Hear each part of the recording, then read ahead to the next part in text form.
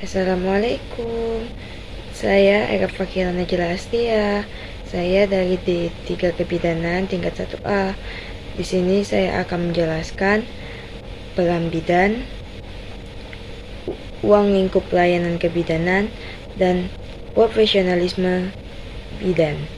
Terima kasih, selamat menonton, bye-bye. Peran bidan untuk masyarakat. Pembahasan. Yang pertama, definisi bidan. Yang kedua, peran bidan. Dan yang ketiga, fungsi bidan. Definisi bidan. Berdasarkan definisi International Confederation of Midwifery (ICM), bidan adalah seorang yang telah menyelesaikan pendidikan bidan yang diakui oleh negara serta memperoleh kualifikasi dan diberi izin untuk melaksanakan praktik kebidanan di negara itu. Menurut WHO, bidan adalah seorang yang telah diakui secara reguler dalam yuridis, di mana ia ditempatkan dan telah menyelesaikan pendidikan kebidanan dan telah mendapatkan kualifikasi serta terdaftar, disahkan dan mendapatkan izin melaksanakan praktik kebidanan. Peran bidan. Yang pertama, bidan sebagai pelaksana. Yang kedua, bidan sebagai pengelola. Yang ketiga, bidan sebagai pendidik. Dan yang keempat, bidan sebagai peneliti. Yang pertama, bidan sebagai pelaksana. Peran pelaksana dilakukan dengan 3 kategori tugas, yaitu tugas mandiri, kolaborasi, dan tugas ketergantungan. Berikut beberapa penjelasan tugas pokoknya. Tugas mandiri. Yang pertama, menetapkan manajemen kebidanan pada setiap asuhan kebidanan yang diberikan. Kedua, memberikan pelayanan dasar pranikah pada anak remaja. Ketiga, membuat rencana tindak lanjutan atau layanan bersama klien. Keempat, memberi asuhan kebidanan kepada klien selama kehamilan normal. Selanjutnya, memberikan asuhan kebidanan kepada klien dalam masa persalinan dengan melibatkan klien atau keluarga. Terus yang keenam, memberi asuhan kebidanan pada bayi baru lahir. Yang ketujuh, memberi asuhan kebidanan pada klien dalam masa nifas dengan melibatkan kliennya atau keluarga. Kesembilan, memberi asuhan kebidanan pada wanita usia subur yang membutuhkan pelayanan keluarga berencana. Kesepuluh, memberi asuhan kebidanan pada wanita dengan gangguan sistem reproduksi dan wanita dalam masa klimakterium serta menopause. Dan yang terakhir, memberi asuhan kebidanan pada bayi dan balita dengan melibatkan keluarga. Terus ada tugas kolaborasi.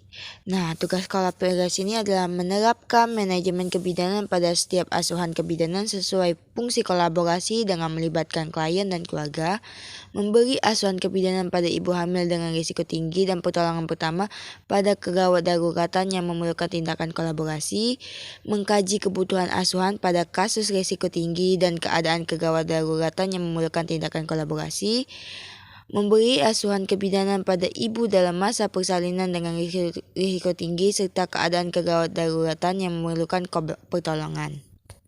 Dan ada yang namanya peran pengelola. Sebagai pengelola, bidan mempunyai 2 tugas utama, yaitu tugas pengembangan pelayanan dasar kesehatan dan tugas partisipasi dalam tim. Dan ada yang namanya peran pendidik.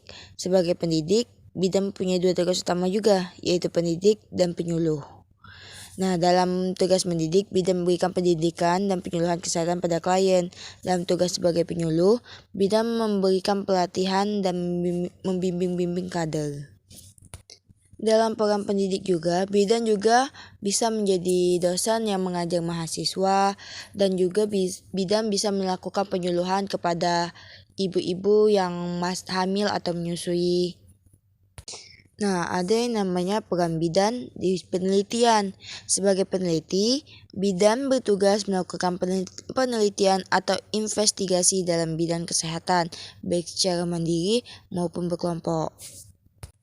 Sama seperti peran bidan, fungsi bidan juga meliputi pelaksana, pengelola, pendidik, dan peneliti. Baiklah, kita lanjut ke materi selanjutnya, yaitu bentuk profesionalisme bidan. Definisi profesionalisme. Profesionalisme adalah pilar yang akan menempatkan birokrasi sebagai mesin efektif bagi pemerintah dan sebagai parameter kecakapan aparatur dalam bekerja secara baik. Profesionalisme adalah kompetisi, efektivitas, dan efisien serta bertanggung jawab. Pandangan lain menyatakan bahwa yang dimaksud dengan profesionalisme adalah keandalan dalam pelaksanaan tugas sehingga terlaksana dengan mutu tinggi, waktu yang cepat, cermat, dan dengan prosedur yang mudah dipahami dan diikuti. Nah, profesionalisme juga dapat dilihat dari yang pertama kode etik profesi, yang kedua tanggung jawab kita terhadap klien, tanggung jawab kita terhadap semua yang dipercaya kepada kita. Dan yang ketiga, melakukan kolaborasi dan rujukan yang tepat. Ketika kita mendapatkan pasien yang berisiko tinggi, tanggapan yang cepat kita ambil itu apa, itu bisa menentukan juga kita itu profesionalisme atau bukan. Terus yang keempat, pendidikan berkelanjutan, yaitu melanjutkan pendidikan kita sampai yang terakhir. Yang kelima, berkompeten. Yang keenam, dan memberikan advokasi. Baiklah, kita masuk ke materi selanjutnya, yaitu ruang lingkup pelayanan kebidanan. Pelayanan kebidanan. Bidan merupakan salah satu tenaga kesehatan yang memiliki posisi penting dan strategis terutama dalam penurunan angka kematian ibu, angka kesakitan, dan angka kematian bayi. Bidan memberikan pelayanan kebidanan yang berkesinambungan dan paripurna, berfokus pada aspek pencegahan, promosi dengan berlandaskan kemitraan dan pemberdayaan manusia, bersama-sama dengan tenaga kesehatan lainnya, untuk senantiasa siap melayani siapa saja yang membutuhkannya, kapan dan dimanapun dia berada. Untuk menjamin kualitas tersebut diperlukan suatu standar profesi sebagai acuan untuk melakukan segala tindakan dan asuhan yang diberikan dalam seluruh aspek pengabdian profesi kepada individu, keluarga, dan masyarakat, baik aspek input, proses, dan output. Ruang lingkup pelayanan kebidanan.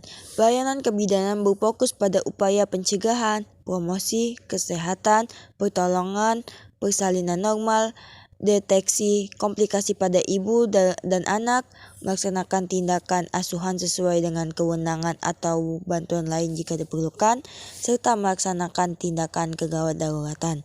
Bidan punya tugas penting dalam konseling dan pendidikan kesehatan, tidak hanya kepada perempuan, tetapi juga kepada keluarga dan masyarakat.